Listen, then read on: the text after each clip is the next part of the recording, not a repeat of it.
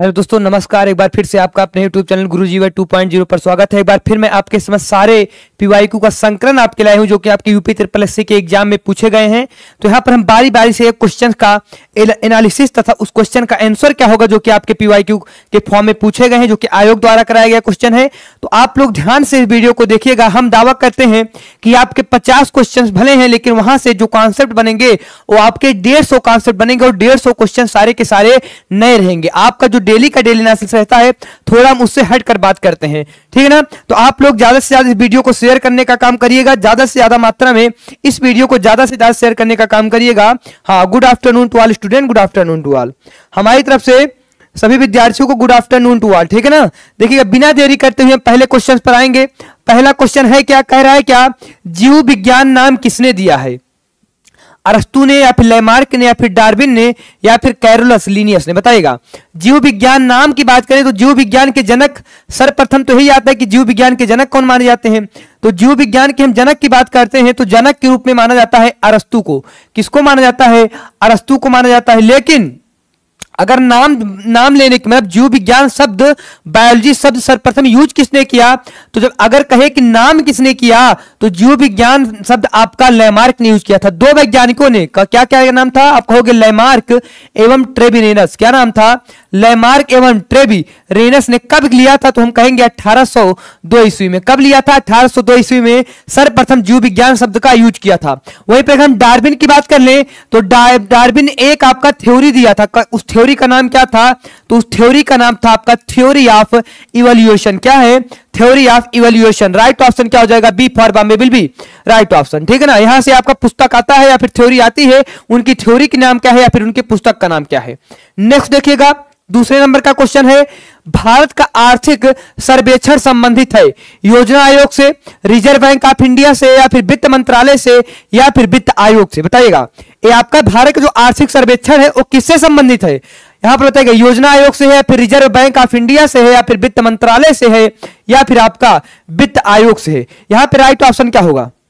हाँ, पहले का आपका जो भी होगा हो गया, लेकिन दूसरे का आपका राइट ऑप्शन क्या होगा? दूसरे का एक बार आप लोग कमेंट करके बताइए, ठीक है ना। हाँ, थैंक यू। बताइएगा, भारत का आर्थिक सर्वेक्षण जो जारी किया जाता है वो आपका किसके द्वारा? योजना आयोग के द्वारा, या फिर रिजर्व बैंक ऑफ इंडिया के द्वारा, या फिर वित्त मंत्रालय से, या फिर वित्त आयोग से? बताइएगा। तो यहां पर जितने भी लोग ऑप्शन दे रहे हैं सी, यहां पर जितने भी लोग ऑप्शन में दे रहे हैं सी, वो अपने आप में लाजवाब आंसर दें। वित्त मंत्रालय के द्वारा मतलब फाइनेंस मिनिस्ट्री के द्वारा क्या जारी किया जाता है? भारत का आर्थिक सर्वेक्षण जारी किया जाता है, जिसे हम क्या बोलते हैं? Economic survey of India. क्या? Economic survey of India.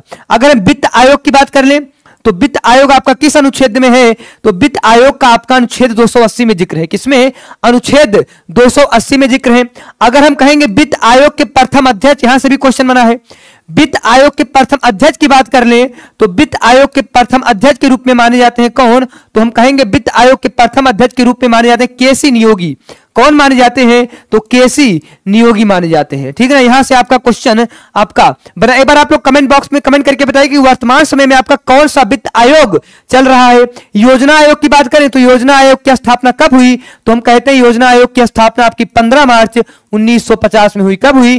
15 मार्च 1950 में, जिसका बदलकर नाम 1 जनवरी 2015 से नीति आयोग कर दिया गया। राइट ऑप्शन हो जाएगा सी, ठीक है ना। नेक्स्ट देखिएगा, करेक्ट, उत्तर प्रदेश औद्योगिक विकास निगम स्थापित है। उत्तर प्रदेश औद्योगिक विकास निगम स्थापित है कहां? कानपुर में, लखनऊ में, आगरा में, या फिर नोएडा में? तो हमें पता है औद्योगिक नगरी, सबसे ज्यादा उद्योग कहां है? तो सबसे ज्यादा उद्योग होते हैं आपके कानपुर में होते हैं। राइट ऑप्शन हो जाएगा, ये हो जाएगा। अगर हम कहेंगे सर दलहन संस्थान कहां है, तो भी आप कानपुर ही बोलोगे। अगर फिर बोला जाए आपका सरकरा संस्थान कहां है, क्या सरकरा संस्थान कहां है, तो आपका सरकरा संस्थान भी यही है। अगर आपसे फिर क्वेश्चन बने कि राज्य वन अनुसंधान पूछे, क्या पूछे? राज्य वन अनुसंधान पूछे, तो आप कहोगे राज्य वन अनुसंधान संस्थान भी यही है। लेकिन अगर भारतीय वन अनुसंधान पूछे तब आप कहोगे सर कहां है? वो आपका अहमदाबाद कहां हो जाएगा? देहरादून में हो जाएगा, ठीक है ना। अब देखिएगा, लखनऊ की बात कर लें तो लखनऊ में आपका गन्ना अनुसंधान है। क्या? अगर सरकरा संस्थान की पूछे या फिर सरकरा अनुसंधान की पूछे तब आप कार्यपुट को टिक करोगे। लेकिन गन्ना को पूछे गन्ना अनुसंधान, तो आप गन्ना अनुसंधान कहां कहोगे, तो गन्ना अनुसंधान आपका लखनऊ में है। गन्ने को हम किस शुगर के रूप में जानते हैं, तो गन्ने को आपको मालूम होना चाहिए कि सुक्रोज शर्करा बोलते हैं। क्या बोलते हैं, सुक्रोज शर्करा बोलते हैं, ठीक है ना। हाँ, अगर पूछा जाए कि आपके अनाज में कौन सी शर्करा पाई जाती है, तो अनाज में माल्टोज नामक शर्करा पाई जाती है। राइट ऑप्शन हो जाएगा ए फॉर अयोध्या। क्या हो जाएगा आपका right option, A for Ayodhya. Next question देखिएगा 4th नंबर का, माले डाट डाट की राजधानी है, मतलब यहां पर पूछ रहा है सिंपली कि माले आपका किस देश की राजधानी है, बताइएगा। वेरी गुड, हाँ आगरा चमड़ा, ठीक ना। अल्जीरिया, मालदीव या फिर केन्या या फिर मॉरिशस, बताइएगा। यहां पर माले किस देश की राजधानी है, तो हमने बार बार बताया अगर अल्जीरिया की पूछे तो अल्जीरिया से मैंने रिलेट करा दिया था अल्जीयर्स। क्या रिलेट कराया था, अल्जीयर्स। तो आपकी जब अल्जीरिया की राजधानी पूछे तो अल्जीयर्स कहोगे, ठीक ना। मालदीव की जो राजधानी होगी आपकी माले होगी, बिल्कुल आपका राइट ऑप्शन हो जाएगा, ठीक है ना। केन्या की राजधानी अगर आपसे पूछे तो आप नैरोबी बोलोगे। क्या बोलोगे, केन्या की राजधानी आपकी नैरोबी है। और मॉरिशस की राजधानी क्या है, तो मॉरिशस की राजधानी आपकी पोर्ट लुइस है। क्या है आपका, पोर्ट लुइस है। जिस प्रकार से अल्जीरिया की राजधानी आपकी अल्जीयर्स है, उसी प्रकार से आप याद करिएगा कि पनामा की राजधानी क्या है, पनामा सिटी है। क्या है, पनामा सिटी, मतलब एक आप उसी के वर्ड बाद में जोड़ दीजिए। ब्राजील की राजधानी की बात कर लें, अगर हम ब्राजील की राजधानी की बात कर लें तो एक बार कमेंट बॉक्स में कमेंट करके बताइएगा क्या ब्राजील की राजधानी आपकी ब्राजीलिया होगा क्या। एक बार कमेंट करिएगा कि ब्राजील की राजधानी आपकी ब्राजीलिया होगा क्या। राइट ऑप्शन हो जाएगा बी। नेक्स्ट देखिएगा 5वें नंबर का क्वेश्चन है, भारत में राष्ट्रपति अपना कार्यालय पूरा होने के पहले अपना त्याग पत्र किसको सौंपते हैं, मुख्य न्यायाधीश को, उपराष्ट्रपति को, प्रधानमंत्री को या फिर लोकसभा अध्यक्ष को, बताइएगा। मैंने आपको बार बार बताया भारत का राष्ट्रपति अपना त्याग पत्र किसे सौंपेगा, उपराष्ट्रपति को। समझिएगा, ध्यान समझिएगा, भारत का राष्ट्रपति, समझिएगा, भारत का राष्ट्रपति अपना त्याग पत्र किसे सौंपेगा, उपराष्ट्रपति को। भारत का उपराष्ट्रपति अपना त्याग पत्र किसे सौंपेगा, राष्ट्रपति को, ठीक है ना। भारत के राष्ट्रपति की नियुक्ति कौन करता है, मुख्य न्यायाधीश करते हैं, ठीक है ना। भारत के राज्यपाल का या फिर राज्य के राज्यपाल का नियुक्ति कौन करेगा, तो राज्य के राज्यपाल की भी नियुक्ति राष्ट्रपति करेगा। लेकिन अगर क्वेश्चन आए कि राज्य के राज्यपाल की नियुक्ति तो राष्ट्रपति करते हैं, लेकिन राज्य के राज्यपाल को, समझिएगा, अगर राज्य के राज्यपाल को शपथ दिलाने की बात आ जाए, क्या राज्यपाल को शपथ दिलाने की बात की आ जाए, तो राज्यपाल को शपथ कौन दिलाता है, उस जिस राज्य में वो राज्यपाल रहेगा उसका जो उच्च न्यायालय रहेगा वहां का मुख्य न्यायाधीश। क्या, उस राज्य से संबंधित उच्च न्यायालय का कौन, तो मुख्य न्यायाधीश। क्या, मुख्य न्यायाधीश, ठीक है। हाँ, इसको आप लोग ध्यान रखिएगा, यहां से क्वेश्चन कंफ्यूज करके पूछता है। समझिएगा कि देखिएगा, राष्ट्रपति अपना त्यागपत्र उपराष्ट्रपति को, उपराष्ट्रपति अपना त्यागपत्र राष्ट्रपति को। राष्ट्रपति की नियुक्ति कौन करेगा, मुख्य न्यायाधीश करेगा, सुप्रीम कोर्ट का। सुप्रीम कोर्ट का मुख्य न्यायाधीश की नियुक्ति राष्ट्रपति करेगा।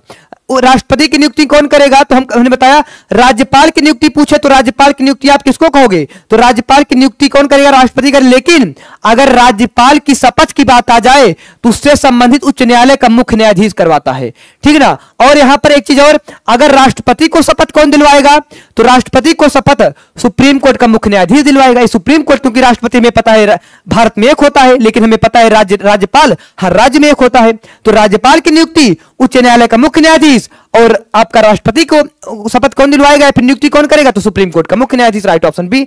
नेक्स्ट क्वेश्चन देखिएगा, खजुराहो समूह के प्रसिद्ध स्मारक किस राज्य में है, खजुराहो समूह के प्रसिद्ध स्मारक किस राज्य में है। क्या आपका उत्तर प्रदेश या फिर मध्य प्रदेश या फिर राजस्थान या फिर महाराष्ट्र, बताइएगा। खजुराहो के प्रसिद्ध स्मारक है, मंदिर है, आपके किस राज्य में है। तो हमने बताया था आपको बार बार, खजुराहो मंदिर का निर्माण किसने करवाया था। सर्वप्रथम यही क्वेश्चन बन जाता है कि आपका खजुराहो मंदिर का निर्माण किसने करवाया था। तो निर्माण करने की जब बात आती है तो इसका निर्माण करवाते हैं चंदेल वंश के शासक। कौन, चंदेल वंश के शासक करवाते हैं। और वहीं पर अगर हम कहें कि चंदेल वंश के शासन करवाते हैं तो यहां पर एक कहां राइट ऑप्शन हो जाएगा, तो आपका मध्य प्रदेश। कहां आपका खजुराहो मंदिर कहां है, आपका मध्य प्रदेश है। अगर आपसे पूछा जाए टाइगर स्टेट पूछा जाए, समझिएगा, अगर आपसे टाइगर स्टेट पूछा जाए, क्या पूछा जाए आपसे, टाइगर स्टेट पूछा जाए,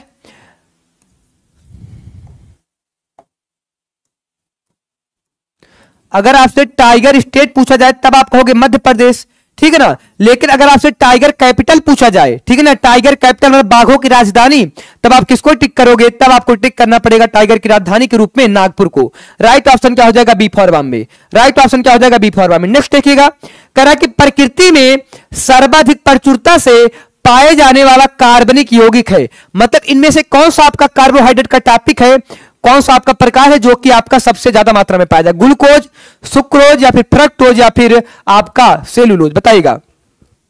तो हमने सुक्रोज को बताया, सुक्रोज को क्या बोलते हैं या फिर इसे हम क्या बोलते हैं? गन्ना शर्करा बोलते हैं। क्या? गन्ना शर्करा, क्योंकि यह गन्ना में पाया जाता है। अगर आपसे पूछा जाए फ्रक्टोज के क्या बोलते हैं, तो फ्रक्टोज आपका फल शर्करा कहलाता है। फ्रक्टोज आपका कौन सा शर्करा कहलाता है? फल शर्करा कहलाता है, ठीक है ना, क्योंकि ये फलों में पाया जाता है। जो सबसे ज्यादा प्रचुरता, जो सबसे ज्यादा मात्रा में पाया जाता है वो आपका सेलुलोज है। प्रकृति में जो सबसे ज्यादा मात्रा में पाया जाता है आपका कार्बनिक यौगिक, वो आपका होगा सेलुलोज। अगर हम बात कर ले कि मानव का आमाशय, क्या एक क्वेश्चन आता है कि मानव का आमाशय क्या इसे पचा पाता है सेलुलोज को? तो मानव का आमाशय इसे पचा नहीं पाता है, बल्कि पशुओं का जो आमाशय होता है, पशुओं के जो पेट होते हैं वो पचाने का काम कर लेता है सेलुलोज को, लेकिन मानव का आमाशय जो है सेलुलोज को पचाने का काम नहीं करता। एक क्वेश्चन और आता है आपके एग्जाम में, अनाज में, क्या अनाज में आपकी कौन सी शर्करा पाई जाती है? तो अनाज में आपकी माल्टोज शर्करा पाई जाएगी। कौन सी? अनाज में आपकी कौन सी शर्करा पाई जाएगी? तो आप कहोगे सर माल्टोज शर्करा पाई जाएगी। राइट ऑप्शन क्या हो जाएगा? D for Delhi. Next question देखिएगा, कह रहा है कि फोटोवोल्टिक सेल संबंधित है। बताइएगा, नाम से ही स्पष्ट है, क्या आपका सौर ऊर्जा से या फिर नाभिकीय ऊर्जा से या फिर पवन ऊर्जा से या फिर भूतापीय ऊर्जा से? नाम से ही स्पष्ट है। फोटो मींस क्या होगा? तो आप कहोगे सर फोटो मींस होगा प्रकाश। क्या? फोटो मींस होगा प्रकाश, और तुरंत जुड़ जाएगा सौर ऊर्जा से। किससे जुड़ जाएगा? सोलर एनर्जी से जुड़ जाएगा। राइट ऑप्शन हमारा हो जाएगा ए। नेक्स्ट क्वेश्चन देखिएगा, कह रहा है कि प्रकाश वर्ष किसकी इकाई है? प्रकाश वर्ष किसकी इकाई है? क्या आपके प्रकाश की या फिर समय की या फिर प्रकाश की प्रवणता की या फिर खगोलीय दूरी की? तो सर्वप्रथम हम बात करेंगे प्रकाश वर्ष होता क्या है। तो प्रकाश वर्ष का जो आपका डिफिनीशन होता है या फिर प्रकाश वर्ष का बोलने हम आपका जो परिभाषा होता क्या है समझिएगा। निर्वात में क्या आपका पूछा जाएगा, अगर इससे डिफिनीशन पूछी जाए आपकी, तो आप क्या बोलोगे? ध्यान से देखिएगा, निर्वात में एक वर्ष में, निर्वात में एक वर्ष में प्रकाश द्वारा, निर्वात में एक वर्ष में प्रकाश द्वारा चली गई दूरी ही क्या कहलाती है? तो हम कहेंगे सर प्रकाश वर्ष कहलाती है। ये तो आपका डेफिनेशन हुआ, लेकिन हमने बार बार बताया जो प्रकाश वर्ष इकाई वो खगोलीय दूरी की, किसकी? खगोलीय दूरी की इकाई मानी जाती है प्रकाश वर्ष। लेकिन देखिएगा, आपका तो निर्वात में एक वर्ष में प्रकाश द्वारा चली गई दूरी आपकी प्रकाश वर्ष हुई, लेकिन सबसे बड़ी, अगर पूछा जाए सबसे बड़ी इकाई कौन सी है प्रकाश वर्ष मापने की, सबसे बड़ी इकाई कौन सी है? तो सबसे बड़ी इकाई के रूप में हम मानते हैं पारसेक को। किसको मानते हैं? पारसेक को, ठीक है ना। आप लोगों को याद रखना है जो सबसे बड़ी इकाई मानी जाती है वो आपका पारसेक मानी जाती है, ठीक है ना। राइट ऑप्शन क्या हो जाएगा? D for Delhi. तो खगोलीय दूरी की इकाई क्या है? तो आप कहोगे सर खगोलीय दूरी का मात्रक प्रकाश वर्ष है, या फिर प्रकाश वर्ष किसकी इकाई है? तो आप कहोगे सर खगोलीय दूरी के है। सबसे बड़ी इकाई क्या है? तो आप कहोगे पारसेक है। नेक्स्ट देखिएगा, कह रहा है कि भूक्षरण किसके द्वारा रोका जा सकता है? पक्षी जनसंख्या बढ़ाकर, वनारोपण करके, वनस्पति हटाकर, या फिर अति चराई करके, ज्यादा चराई करके? बताइएगा। तो यहां पर सिंपल सा है, क्या है कि भूक्षरण मतलब भू माने होता है पृथ्वी या फिर जमीन या फिर मिट्टी, और क्षरण मींस कटना, मतलब मिट्टी का अगर हम कटान रोकना चाह रहे हैं तो इसमें से कौन सी प्रक्रिया अपनाएंगे? रुक जाएगा। बताइए, क्या हम जनसंख्या बढ़ा देंगे रुक जाएगा? क्या नहीं, जनसंख्या बढ़ाएंगे मानवीय क्रियाकलाप होगा, भूक्षरण और बढ़ेगा। वनस्पति हटाकर क्या कर सकते हैं? नहीं कर सकते। अति चराई द्वारा कर सकते हैं? नहीं। आप जितना ही वनारोपण करोगे अर्थात वन लगाओगे उतने ही मिट्टी का कटाव कम होगा। राइट ऑप्शन हो जाएगा बी। नेक्स्ट क्वेश्चन देखिएगा, कह रहा है कि आर्थिक सर्वेक्षण, क्या आर्थिक सर्वेक्षण किसके द्वारा प्रकाशित होता है? रिजर्व बैंक ऑफ इंडिया, योजना आयोग, या फिर वित्त मंत्रालय, या फिर भारतीय सांख्यिकी संस्थान? तो हमें बार बार बताया है। देखिएगा, आपका जो राइट ऑप्शन होगा उसको आप लोग दीजिए, मैं अन्य के बारे में जान लूं। अगर भारतीय सांख्यिकी संस्थान पूछे इसका मुख्यालय कहां है या फिर कहां है, ठीक है ना, मुख्यालय पूछे या फिर कहां है भारतीय सांख्यिकी संस्थान, तो आपका कहां है? आपका कोलकाता में है। कहां है आपका भारतीय सांख्यिकी संस्थान? आपका कोलकाता में है। अगर आपसे सांख्यिकी का जनक पूछे, अगर आपसे सांख्यिकी का जनक पूछा जाए तो आप किसको टिक करोगे? पीसी महान लोबिस को। किसको टिक करोगे? पीसी महान लोबिस को टिक करोगे, ठीक है ना। अगर आपसे सांख्यिकी दिवस पूछे, क्या अगर आपसे एग्जामिनर सांख्यिकी दिवस पूछे तो आप कहोगे सर सांख्यिकी दिवस प्रत्येक वर्ष को हम 29 जून को मनाते हैं। कब मनाते हैं? 29 जून। ये तो भारतीय सांख्यिकी संस्थान के बारे में हुआ। योजना आयोग, हमें पता है इसकी स्थापना कब होती है? 15 मार्च 1950 को होती। कब? 15 मार्च 1950। जिसके अध्यक्ष कौन होते हैं? तो जिसके अध्यक्ष आपके होते हैं कौन? तो हम कहेंगे प्रधानमंत्री। बताइएगा आर्थिक सर्वेक्षण आपका किसके द्वारा प्रकाशित होता है? रिजर्व बैंक ऑफ इंडिया या फिर आपका वित्त मंत्रालय? Very good. बताइएगा यहां पर कौन सा राइट ऑप्शन होगा? बताइएगा यहां पर राइट ऑप्शन क्या होगा? देखिए यहां पर जितने भी लोग कमेंट कर रहे हैं सी, वो अपने आप में लाजवाब कमेंट कर रहे हैं, ठीक ना। आर्थिक सर्वेक्षण किसके द्वारा प्रकाशित होता है? तो आपका वित्त मंत्रालय के ही द्वारा प्रकाशित होता है। सेकंड नंबर का क्वेश्चन, ठीक है ना। और देखिएगा रिजर्व बैंक ऑफ इंडिया का राष्ट्रीयकरण कब किया गया?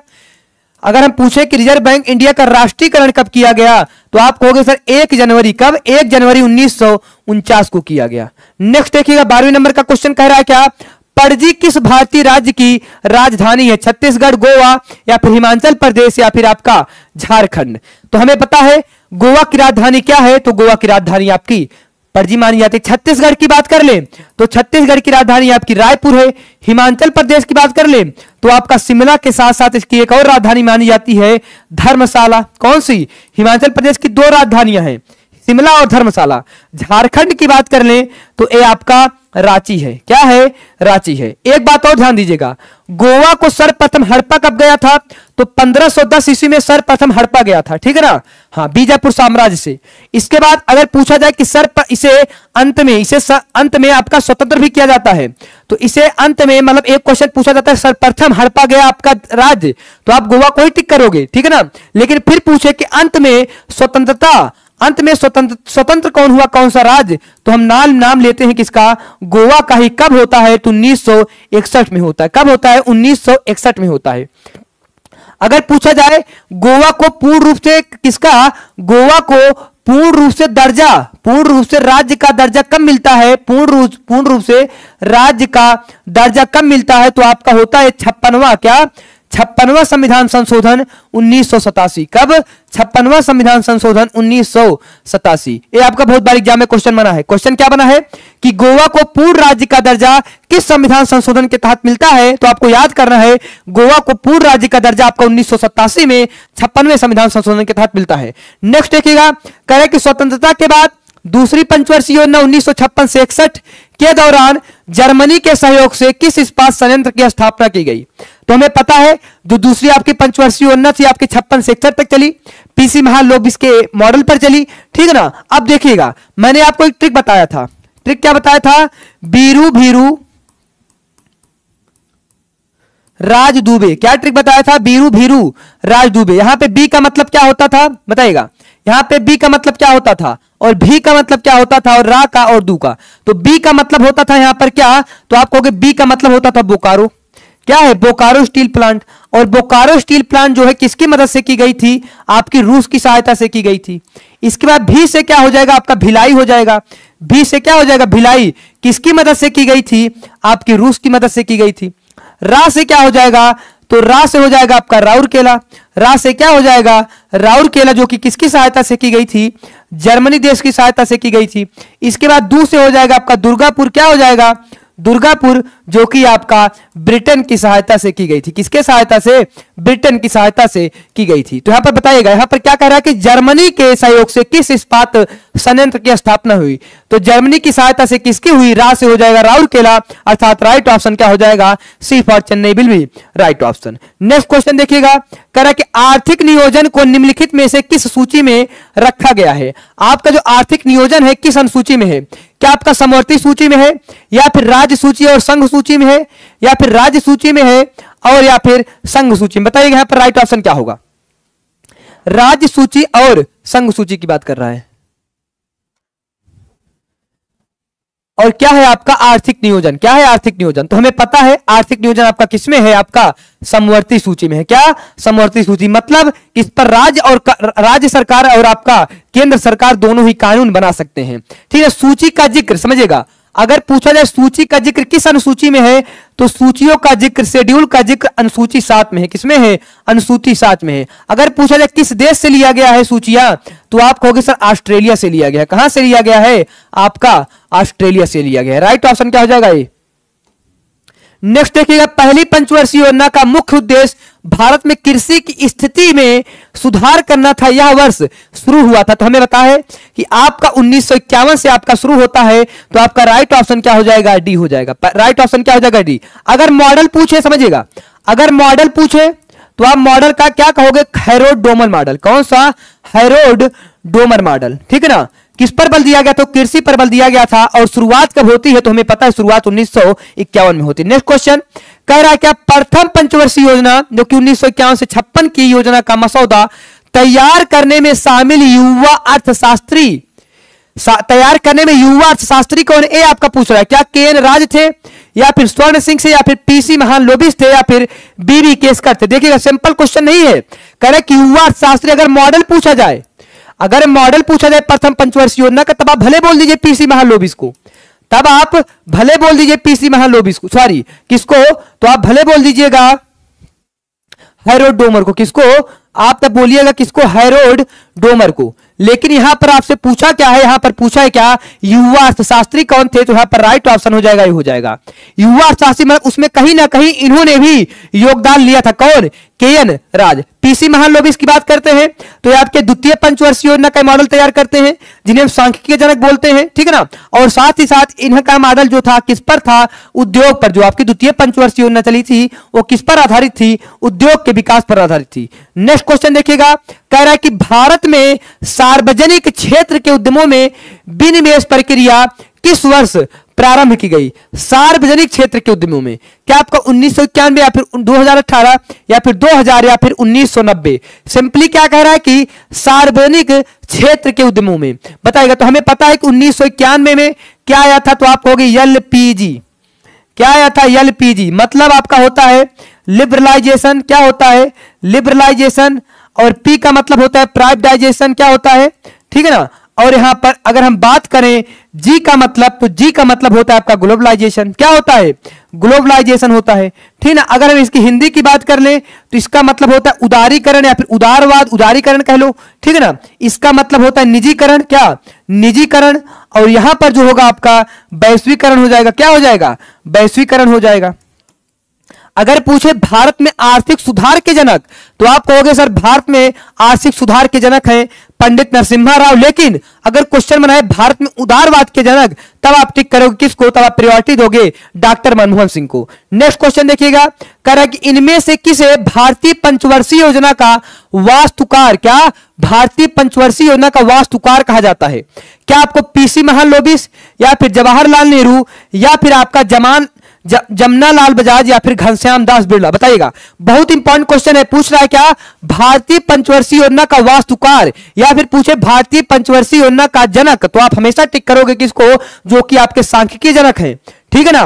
राइट ऑप्शन क्या हो जाएगा, पी.सी. महालनोबिस। नेक्स्ट क्वेश्चन देखिएगा, कह रहा है कि इनमें से किसे भारतीय योजना का, देखिए भी मैंने बताया आपसे, चाहे पंचवर्षीय योजना पूछे, चाहे आपसे भारतीय योजना पूछे का वास्तुकार, या फिर आर्किटेक्ट ऑफ इंडियन प्लानिंग, तो आपका हमेशा क्या होगा, तो आप कहोगे सर हमेशा होंगे हमेशा पी.सी. महालनोबिस। चाहे आपके भारतीय योजना का पूछे, चाहे आपसे पंचवर्षीय योजना का वास्तुकार पूछे, एक ही राइट ऑप्शन होगा पी.सी. महालनोबिस। यहां पर हमें पता है 1934 की बात कर ले, तो 1934 में मोचा गुंडम विश्वेश्वरैया। कौन, मोचा गुंडम विश्वेश्वरैया ने एक पुस्तक लिखी थी। कौन सी, the planned economy of India. क्या लिखा था पुस्तक, the planned economy of India. ठीक है ना।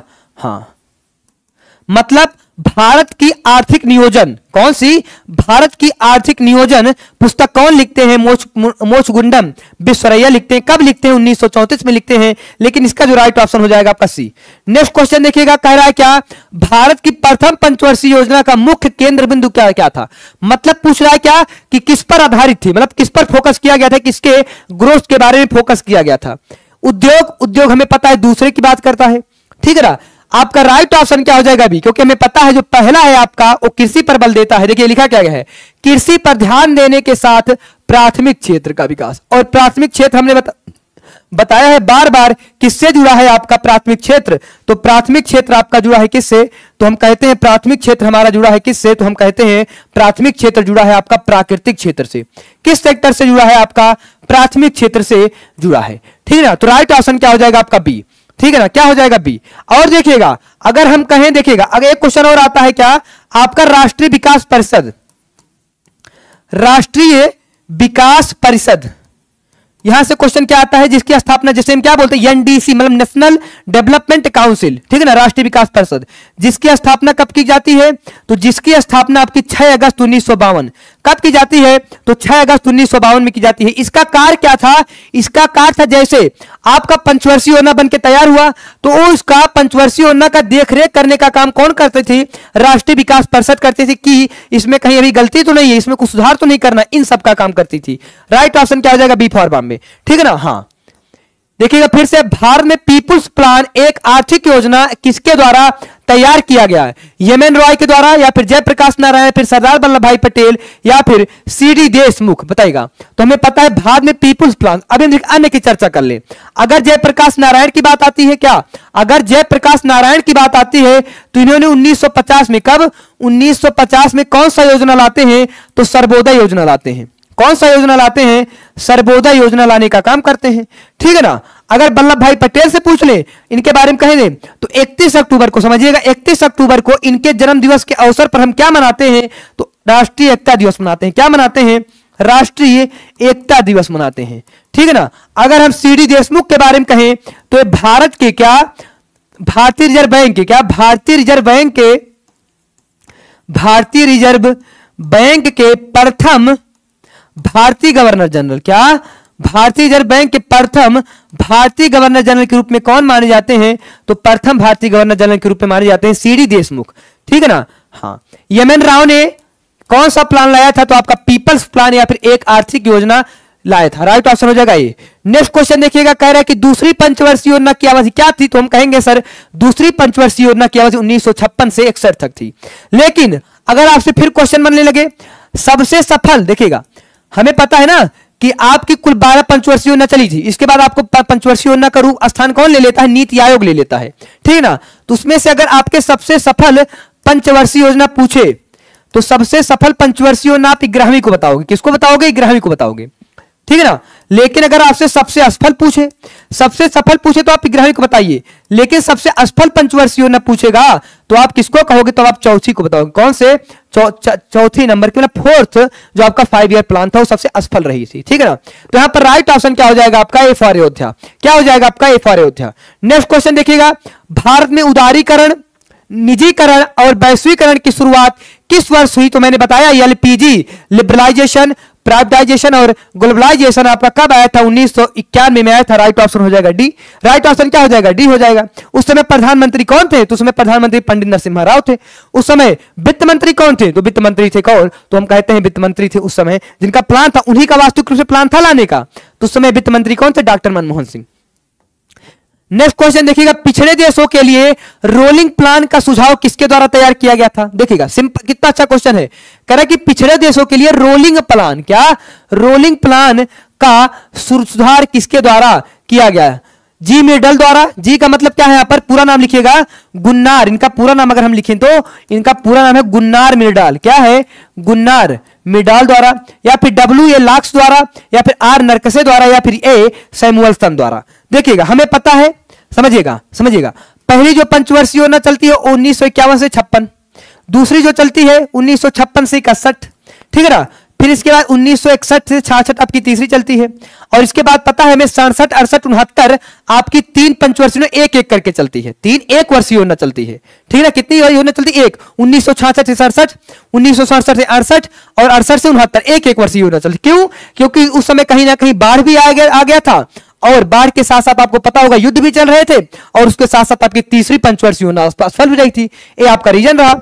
इसके साथ आपका 1966 में, समझिएगा कितना अच्छा, 1966 से 68 एक वर्ष का, फिर 1967 से 68 फिर एक वर्ष का चलता है, फिर 1968 से 69 फिर एक वर्ष का चलता है, ठीक है ना। कितने वर्ष का चलेगा? एक वर्ष का। अब देखिएगा, अब जो चौथी पंचवर्षीय योजना चलेगी, ध्यान दीजिएगा, जो चौथी पंचवर्षीय योजना चलती है वो आपका 1969 से 74 तक चलता है, समझ रहे हैं कि नहीं। और इसके बाद जो पांचवी पंचवर्षीय योजना चलती है उसका प्लान तो होता है, उसका प्लान होता है कब से कब तक? 1974 से 1979 तक, समझिएगा।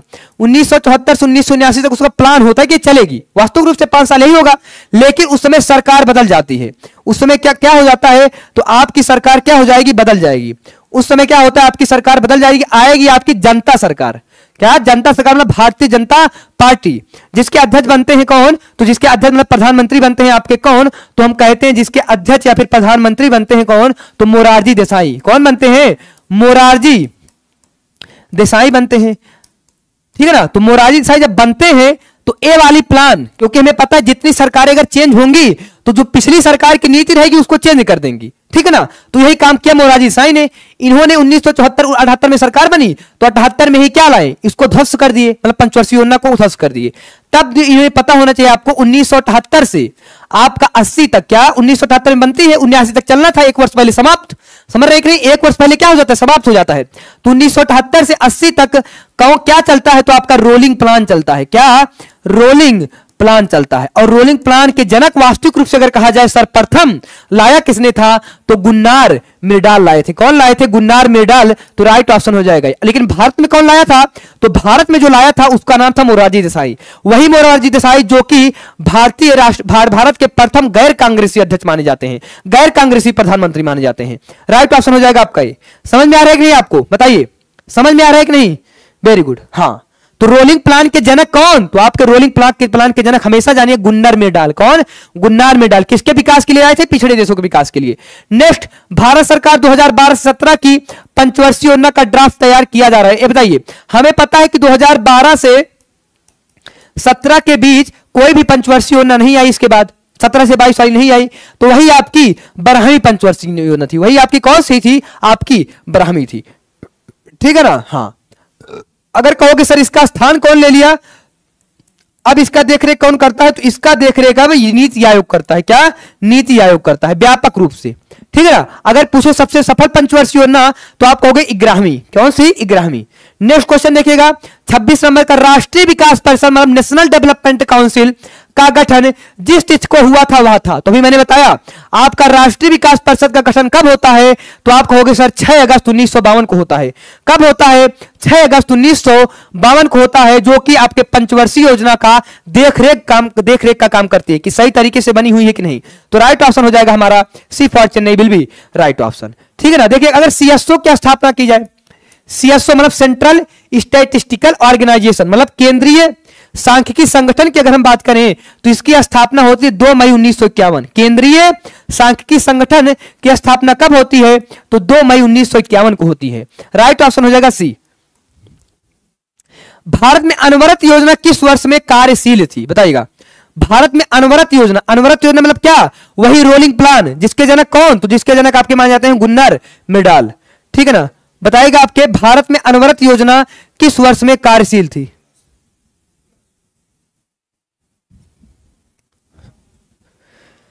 अभी इसको एक्सप्लेन करने की जरूरत नहीं है, अभी इसको एक्सप्लेन करने की जरूरत नहीं है क्योंकि मैंने एक्सप्लेन कर दिया। बताइए, अनवरत योजना को ही क्या बोलते हैं? अनवरत योजना को ही बोलते हैं रोलिंग प्लान। क्या बोलते हैं? रोलिंग प्लान बोलते हैं। बताइएगा, अब मैं आप लोगों को आंसर देखना चाहूंगा। बताइएगा इसका राइट ऑप्शन क्या होगा?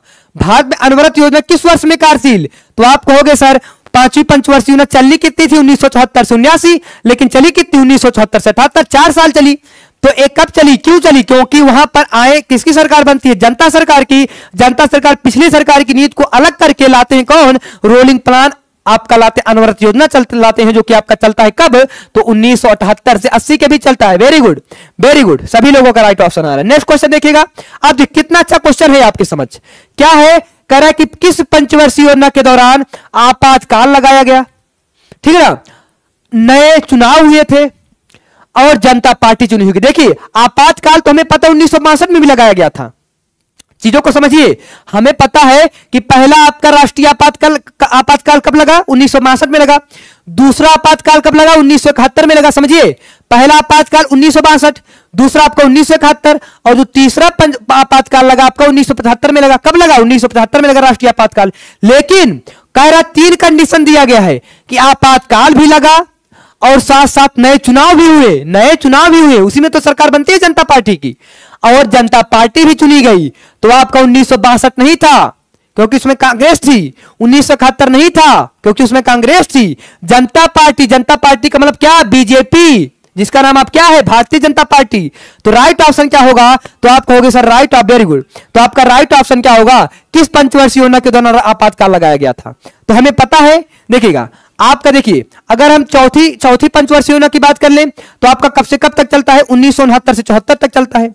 समझिए, 1951 से 56 पहला, 56 से 61 दूसरा, 61 से 66 तीसरा, इसके बाद 3 एक वर्षीय योजना चलती है 69 तक। 69 को छोड़ दीजिए, 69 से 74 आपका चौथा, 69 से 74 आपका चौथा, और 74 से भैया 79 की तरफ जाइए। 74 में थोड़ी ना बनी थी, 74 में आपका आपातकाल थोड़ी लगा था। आपातकाल आपका तीसरा कब लगा था?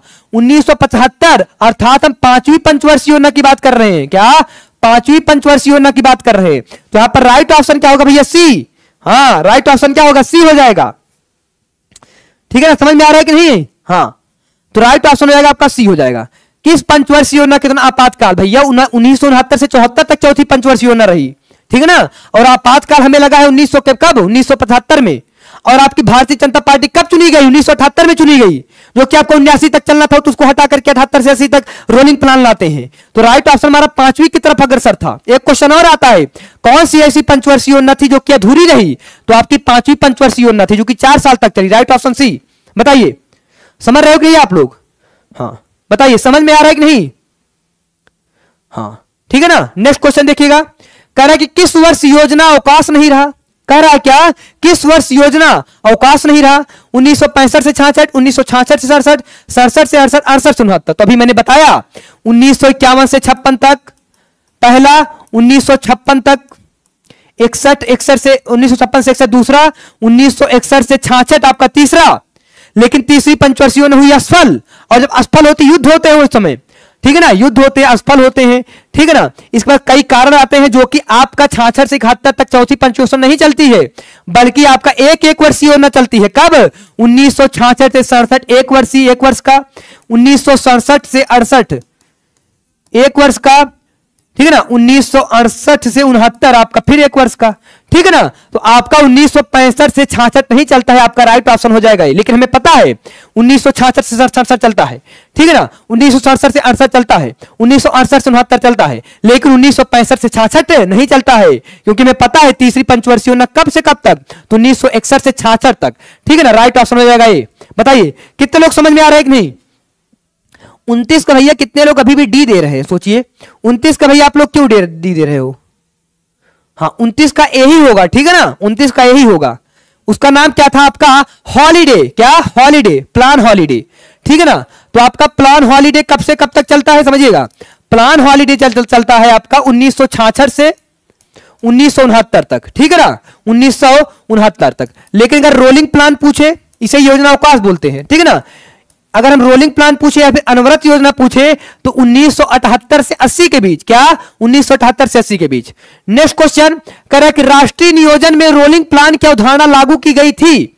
बताइए, इंदिरा गांधी के द्वारा, राष्ट्रीय फ्रंट सरकार के द्वारा, जनता सरकार के द्वारा, या फिर राजीव गांधी के द्वारा? बताइएगा। तो हमें पता है अगर आपसे रोलिंग प्लान, क्या रोलिंग प्लान के जनक पूछे तो रोलिंग प्लान के जनक आप कहोगे गुन्नार मिर्डाल को। किसको कहोगे सर? तो आप रोलिंग प्लान के जनक आप कहोगे गुन्नार मिर्डाल को। किसको कहोगे? गुन्नार मिर्डाल। और आपको पता है 78 से 80 आपकी कौन सी चलती है? रोलिंग प्लान ही चलती है। कौन? मोरारजी देसाई चलते हैं। किसके आपके प्रधानमंत्री बनते हैं? जनता पार्टी के बनते हैं। Right option C. Next question देखिएगा, निम्न अवधियों में से कौन एक भारत की चौथी पंचवर्षीय योजना से संबंधित है? बताइएगा, निम्न अवधियों में से कौन एक भारत की चौथी पंचवर्षीय योजना से संबंधित? अगर हम कहें, समझिएगा, अगर हम कहें सबसे असफल योजना, सबसे असफल योजना अभी तक कौन रही? तो सबसे असफल योजना आपकी चौथी पंचवर्षीय योजना ही रही। कौन सी? चौथी पंचवर्षीय योजना ही रही। तो बताइएगा, निम्न अवधियों में से कौन एक भारत की चौथी पंचवर्षीय योजना से संबंधित है? मैंने आपको सारी चीजें बता दी हैं। बताइएगा यहां पर राइट ऑप्शन क्या होगा? चौथी पंचवर्षीय योजना से रिलेटेड क्या होगा? बताइएगा बार कमेंट करके। 31 का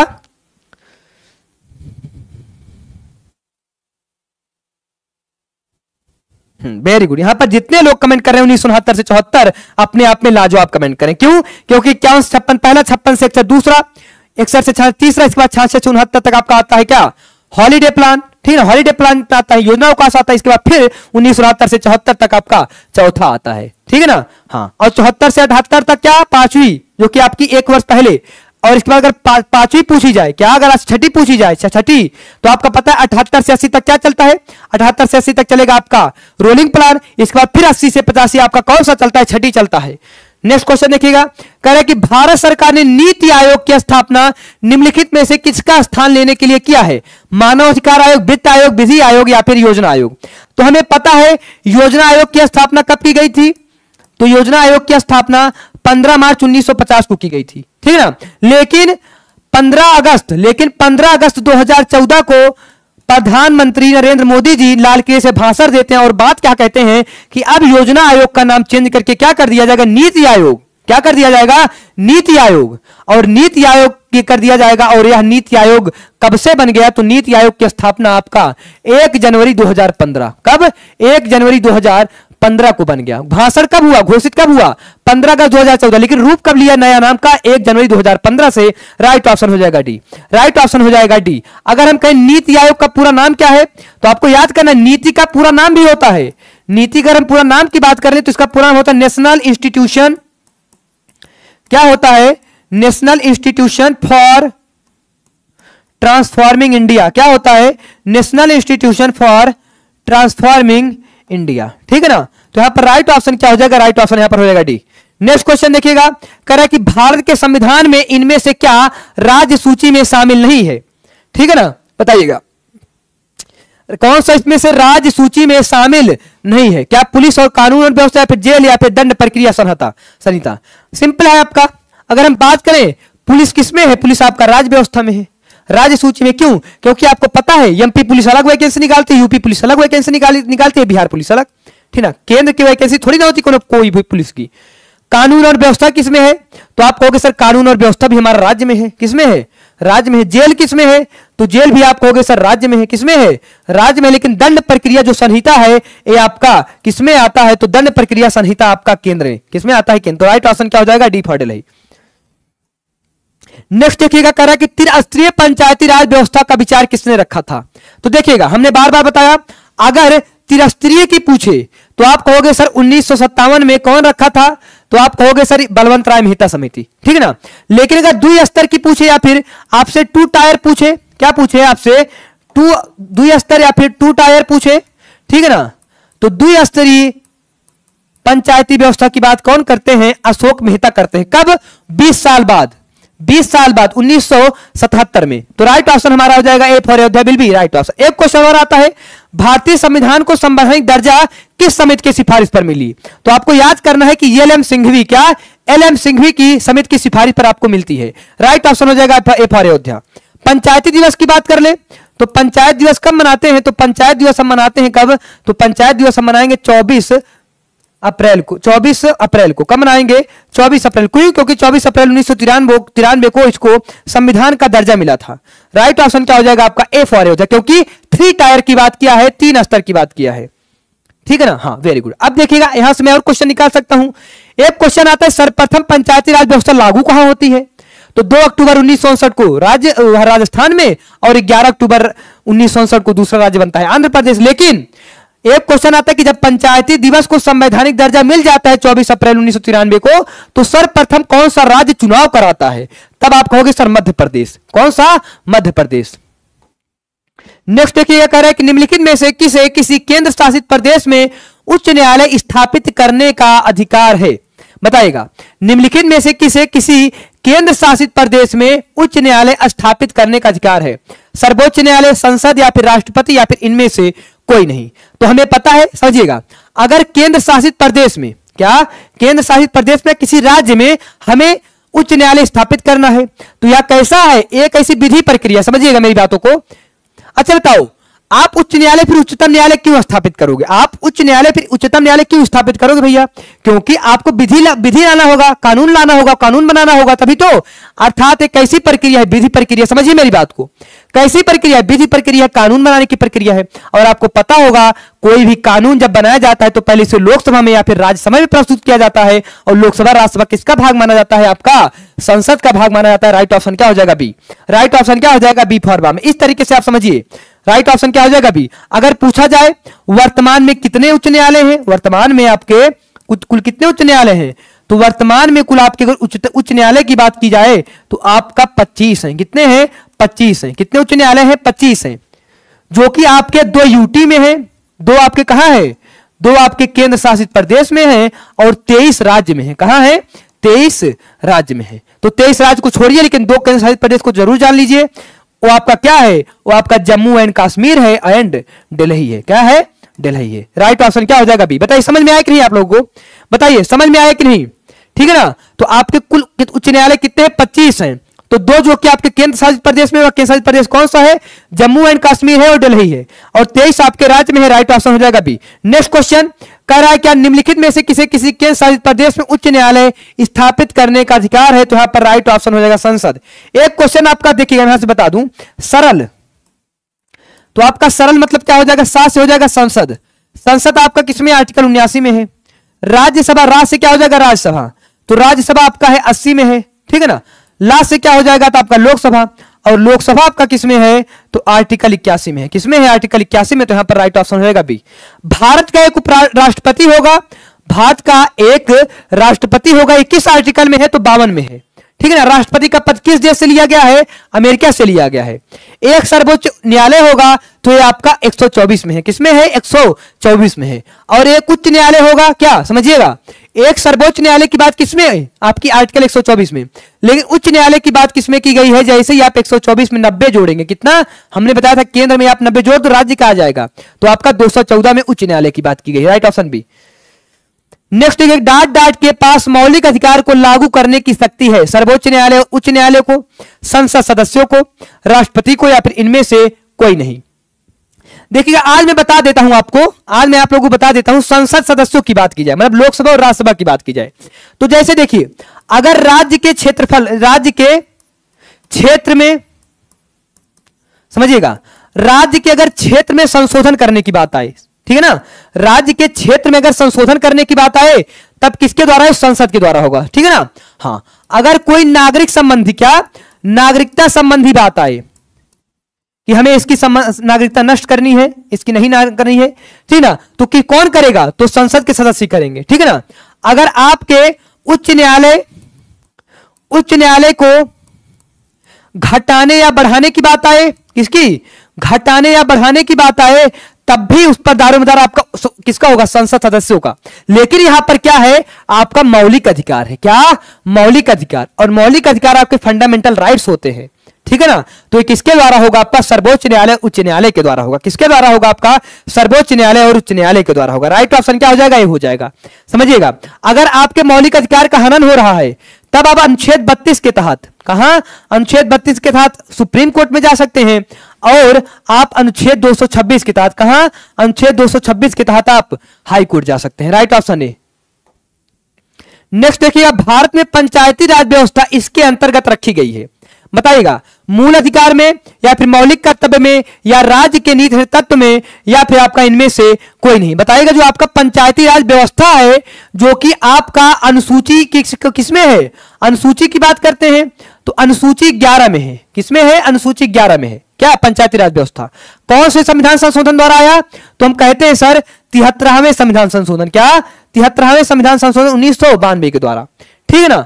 अब देखिएगा, तो हमें पता है भारत में जो पंचायती व्यवस्था होगा, ये राज्य की बात है, ये राज्य की बात, हर राज्य में पंचायती व्यवस्था होगा ग्रामीण क्षेत्रों में।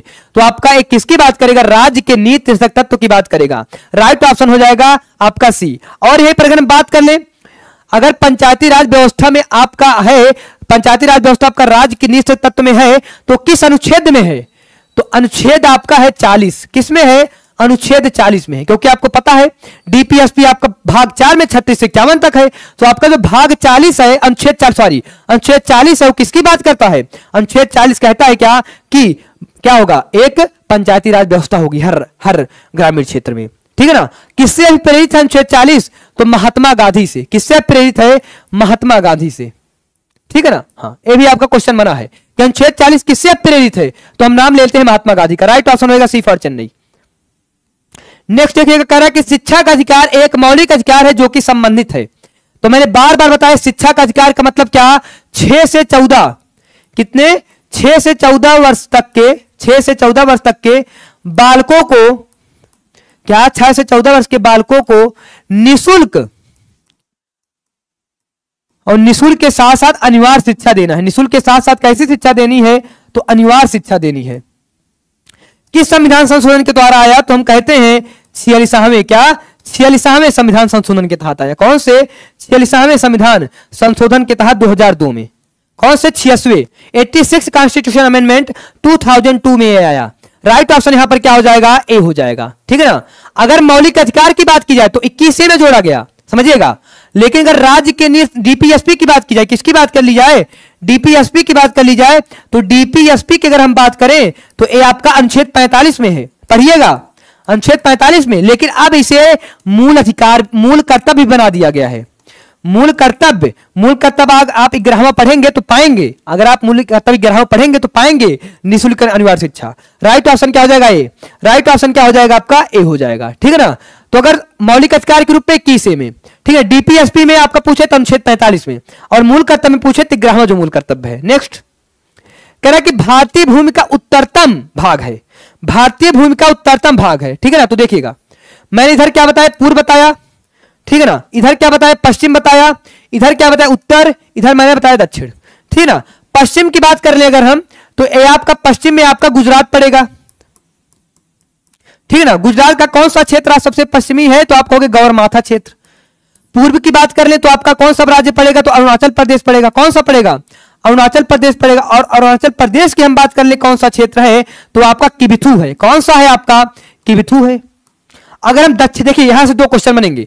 दक्षिण की बात करें तो ये आपका इंदिरा पॉइंट है। क्या है, इंदिरा पॉइंट है। और हां, इंदिरा पॉइंट को ही हम और एक नाम से जानते हैं, पिगमेलियन पॉइंट। क्या बोलते हैं, पिगमेलियन पॉइंट। तो आपका अगर पूछे कि दक्षिणतम बिंदु, तो आपका इंदिरा पॉइंट ऑप्शन में ना रहे तो पिगमेलियन पॉइंट रहे तो आप टिक कर दीजिए। क्यों, क्योंकि इंदिरा पॉइंट का ही दूसरा नाम क्या है, पिगमेलियन पॉइंट। ठीक है ना, जो कि आपका निकोबार, अंडमान और निकोबार में पड़ता है। और सबसे उत्तरतम पूछे तो आप इंदिरा कौल कहोगे। क्या, इंदिरा कौल, क्या कहोगे, इंदिरा कौल। कहां पड़ेगा ये आपका, लद्दाख में पड़ेगा। कहां पड़ेगा, आपका लद्दाख में पड़ेगा। ठीक है ना। अब देखिएगा, अगर आपसे पूछे भारतीय भूमि का उत्तरतम भाग, भारतीय भूमि का उत्तरतम भाग, तब तो आप टिक करेंगे इंदिरा कौल को। किसको टिक करेंगे, इंदिरा कौल को। लेकिन अगर भारतीय भूमि का दक्षिणतम भाग पूछे, समझिए, अगर भारतीय भूमि का दक्षिणतम भाग पूछे तब आप इंदिरा पॉइंट या पिगमेलियन पॉइंट को टिक करिए। लेकिन इस तरीके से पूछे भारतीय मुख्य भूमि का, क्या, मुख्य वर्ड लगा दे, मेन, क्या, भारतीय मुख्य भूमि का दक्षिणतम भाग। समझ रहे कि नहीं। अगर इस तरीके से पूछे भारतीय मुख्य भूमि का दक्षिणतम भाग कौन सा है, तब आप कन्याकुमारी को टिक करेंगे। क्या, कन्याकुमारी को। ठीक है। तो इस तरीके से आपको ध्यान देना है। अगर मुख्य ना लगाए तब आप इंदिरा पॉइंट, पिगमेलियन पॉइंट को लगाइए। लेकिन अगर मुख्य भूमि लगा दे, भारतीय मुख्य भूमि का दक्षिणतम भाग, तब आप कहोगे सर कन्याकुमारी। क्या, कन्याकुमारी। राइट ऑप्शन हो जाएगा बी। बुर्जिल तथा जोजिला दर्रे निम्न में से किस राज्य में स्थित है, तो आपको पता होगा ये आपका जम्मू और कश्मीर में है। कहां है, जम्मू और कश्मीर में है। राइट ऑप्शन क्या हो जाएगा आपका, डी फॉर दिल्ली। देखिएगा हिमाचल प्रदेश में कौन से दर्रे हैं, तो मैंने इसको ट्रिक बताया था आपका, हिम बरसा दो। क्या, हिम बरसा दो। हिम का मतलब, हिम से हमें पता चलेगा कि वह दर्रे है आपके जो ये आपके हिमाचल प्रदेश में है। ठीक है ना। बा से क्या हो जाएगा, बारालाचा दर्रा। रा से रोहतांग दर्रा। सा से सिपकिला दर्रा। दा से देवसा दर्रा। तो देवसा दर्रा, सिपकिला दर्रा, रोहतांग दर्रा और ये सब। बा का मतलब क्या है, बा का मतलब है आपका हिम बरसा दूध। बा से क्या हो जाएगा आपका, बारालाचा। बारालाचा, रोहतांग, सिपकिला, देवसा, ये सब कहां है, आपके हिमाचल प्रदेश में है। राइट ऑप्शन क्या हो जाएगा, सी, क्योंकि आपका दोनों पूछा था। नेक्स्ट देखिएगा, कह रहे कि सह्याद्री निम्नलिखित में से किस प्रकार के पर्वत का उदाहरण है। देखिएगा, तो सिंपल से आपको पता होना चाहिए यहां पर कि सह्याद्री का ही दूसरा नाम क्या है, पश्चिमी घाट। सह्याद्री पर्वत को ही हम दूसरा नाम क्या बोलते हैं, पश्चिमी घाट। इसको ध्यान दीजिएगा, चाहे आप सह्याद्री घाट बोलिए, चाहे आप पश्चिमी घाट बोलिए, चाहे आप पता होगा वेस्टर्न घाट बोलिए, सारे नाम एक ही हैं। ठीक ना। अगर हम इसकी बात कर लें तो इसकी कुल लंबाई कितनी है, अगर हम पश्चिमी घाट की कुल लंबाई की बात कर लें तो 1600 किलोमीटर है। कितनी इसकी लंबाई है, 1600 किलोमीटर है। अगर फिर इसकी बात करें, कुल लंबाई आपकी इसकी भले 1600 किलोमीटर है, लेकिन फिर यहां से पूछे कितने राज्यों में फैला है आपका पश्चिमी घाट, तो ये आपका राज्यों में 6 राज्यों में फैला है। किस राज्यों में? 6 राज्यों में फैला है। कहां से लेकर? तो हमें पता है महाराष्ट्र से लेकर केरल तक, उत्तरी भाग इसका महाराष्ट्र से लेकर केरल तक, ठीक है। तो 1600 किलोमीटर इसकी लंबाई है। और हमें पता जो सह्याद्री घाट है ये आपका भ्रंश पर्वत का एग्जाम्पल है। कैसे पर्वत का एग्जाम्पल है? भ्रंश पर्वत का एग्जाम्पल है।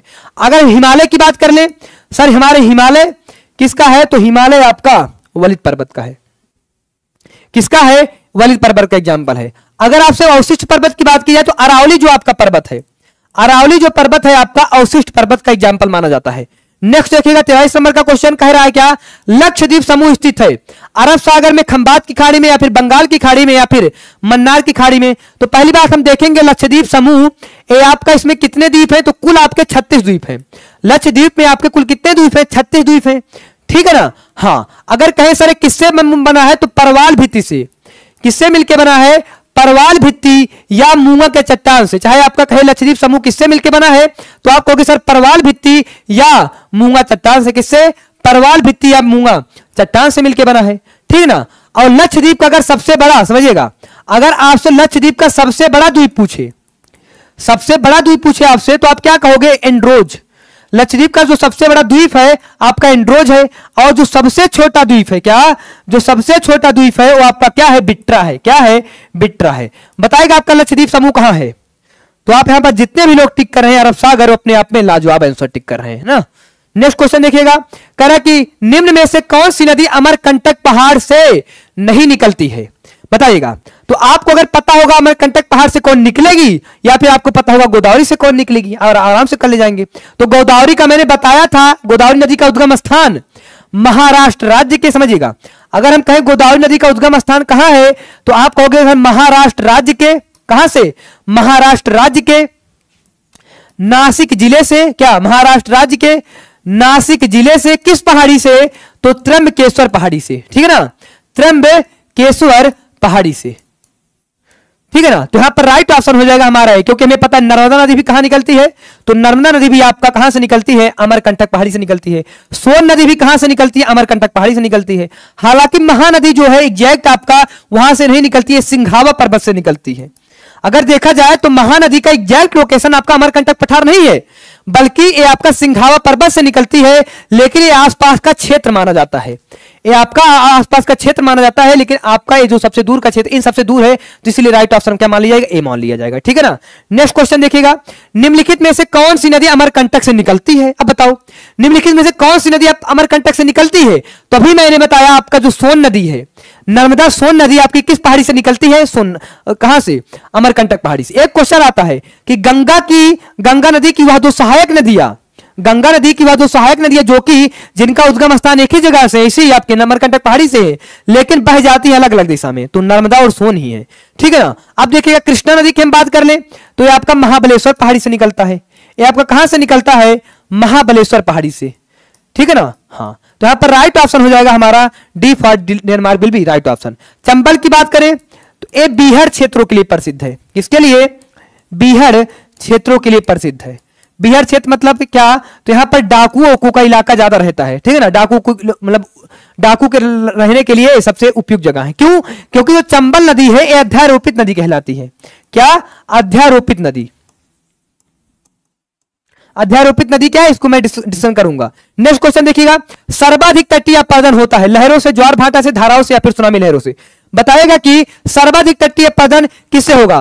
तो जो सबसे ज्यादा तटीय अपरदन होगा आपका लहरों से होगा। नेक्स्ट क्वेश्चन देखिएगा, कौन सा पठार अरावली और विंध्य श्रेणियों के मध्य स्थित है? मालवा, छोटा नागपुर का पठार, दक्कन का पठार, या फिर बुंदेलखंड का। तो मैंने आपको बताया था काली मिट्टी अगर पूछा जाए किस पठार में पाई जाती है, समझिएगा, काली मिट्टी अगर पूछा जाए किस पठार में पाई जाती है तो आप होगे दक्कन का पठार, ठीक है ना। और यहां पर जो अरावली और विंध्य श्रेणियों के मध्य है वो आपका मालवा का पठार है। कौन सा? मालवा का पठार है। छोटा नागपुर के पठार से कौन सी नदी निकलती है? तो दामोदर नदी, समझिएगा। दामोदर नदी का उद्गम स्थान कहां है? तो आप कहोगे छोटा नागपुर के पठार से है, ठीक ना। छोटा नागपुर को पठार को हम क्या बोलते हैं? तो छोटा नागपुर के पठार को हम भारत का रूर प्रदेश बोलते हैं। अगर पूछा जाए कि छोटा नागपुर के पठार को क्या बोलते हैं तो हम भारत का रूर प्रदेश बोलते हैं, ठीक है ना। इससे कौन सी नदी निकलती है, तो इससे आपकी दामोदर नदी निकलती है। राइट ऑप्शन हो जाएगा आपका ए। अरावली की बात कर ले, सबसे ऊंची पर्वत चोटी तो आपकी है इस कौन सी, तो आप कहोगे सर गुरु शिखर है, जिसकी ऊंचाई आपकी है 1722 मीटर। नेक्स्ट, निम्न में से कौन सा द्वीप भारत और श्रीलंका के मध्य स्थित है। देखिएगा, निम्न में से कौन सा द्वीप आपका भारत और श्रीलंका के मध्य स्थित है, तो हम कहेंगे सर रामेश्वर द्वीप, रामेश्वर द्वीप। लेकिन यार आपका क्वेश्चन एक बार बना है एग्जाम में कि आपका रामेश्वर द्वीप, क्या एक बार आपके एग्जाम में आपका क्वेश्चन बना है कि आपका रामेश्वर द्वीप किस राज्य में है, तो आपको याद करना है रामेश्वर द्वीप आपका तमिलनाडु राज्य में है। कहां है, तमिलनाडु राज्य में। राइट ऑप्शन क्या हो जाएगा, C for Chennai will be right option. कहां है आपका रामेश्वर द्वीप, तो आप कहोगे सर तमिलनाडु राज्य में है, ठीक है ना। नेक्स्ट, कह रहा है कि राष्ट्रीय विज्ञान दिवस 2023 कब मनाया गया है।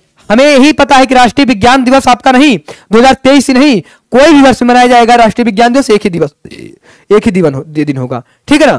तो आपको मैंने बार बार बताया, अगर राष्ट्रीय विज्ञान दिवस पूछे, क्या अगर राष्ट्रीय विज्ञान दिवस पूछे तब आप क्या टिक करोगे, तब आप टिक करोगे 28 फरवरी। लेकिन अगर आपका अंतरराष्ट्रीय विज्ञान दिवस पूछे, समझिए राष्ट्रीय विज्ञान दिवस 28 फरवरी, लेकिन अगर आपसे एग्जामिनर क्वेश्चन बनाए अंतरराष्ट्रीय विज्ञान दिवस इंटरनेशनल साइंस डे, तब आप कहोगे 10 नवंबर। कब कहोगे, 10 नवंबर। तो यहां पर राष्ट्रीय पूछा था, राइट ऑप्शन हो जाएगा आपका ए फॉर अयोध्या।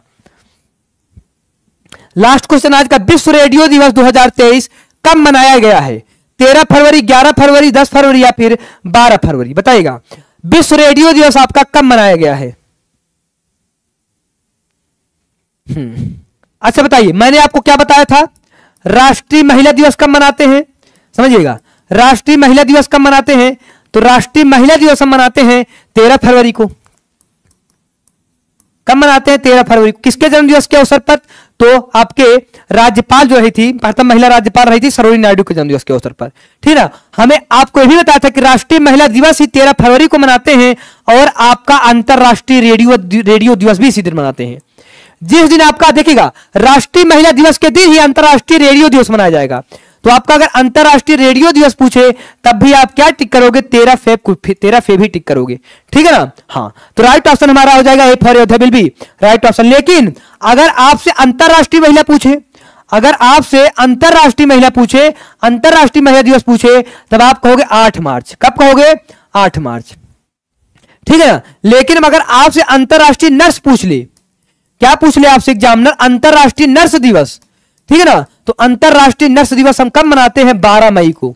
कब मनाते हैं, 12 मई को। तो आप यहां से 4 डेट याद करिएगा। राष्ट्रीय महिला दिवस पूछे 13 फरवरी, अंतरराष्ट्रीय रेडियो दिवस पूछे तो उसी दिन 13 फरवरी। इसके बाद अंतरराष्ट्रीय महिला पूछे, अंतरराष्ट्रीय महिला तो आप 8 मार्च को मनाओगे। अंतरराष्ट्रीय नर्स पूछे तो आप 12 मई को मनाओगे, ठीक है ना। क्योंकि इसी दिन आपका फ्लोरेंस नाइटिंगेल का क्या हुआ था, जन्मदिन हुआ था, जन्म हुआ था, जिन्हें हम किस नाम से जानते हैं, the lady with the lamp. क्यों, क्योंकि उन्होंने नर्स के रूप में बहुत महत्वपूर्ण भूमिका निभाई थी। बताइएगा सेशन कैसा लगा एक बार। हाँ, 12 मई को अंतरराष्ट्रीय आपका क्या मनाते हैं, नर्स दिवस। और 11 मई को क्या मनाते हैं, देखिएगा 11 मई को रिलेट कर लीजिए, तो 11 मई को हम मनाते हैं टेक्नोलॉजी डे, प्रौद्योगिकी दिवस। क्या मनाते हैं, प्रौद्योगिकी दिवस मनाते हैं। तो याद करिएगा 11 मई को क्या, प्रौद्योगिकी दिवस, और 12 मई को हम क्या मनाते हैं, आपको नर्स दिवस, ठीक है ना। और 11 जुलाई को पूछे, क्या पूछे, 11 जुलाई को पूछ ले तो 11 जुलाई को कहोगे आप जनसंख्या दिवस। क्या बोलोगे, जनसंख्या दिवस, ठीक है ना। हाँ, वेरी गुड। तो राइट ऑप्शन क्या हो जाएगा, ए फॉर अयोध्या। सेशन कैसा लगा एक बार कमेंट बॉक्स में कमेंट करके जरूर बताइए। 50 क्वेश्चन आपके समझ लिए गए, ठीक है ना। हाँ, अगर आपको कोई भी क्वेरी करना हो, अगर आपको कोई भी डिस्टर्बेंस हो, कोई भी क्वेश्चन में अगर आपको प्रॉब्लम हो तो एक बार कमेंट करिए। ये आपके सारे एग्जाम में काम आएंगे, ठीक है ना। ये आपके सारे एग्जाम में काम आएंगे, ठीक है ना, डरने की जरूरत नहीं है।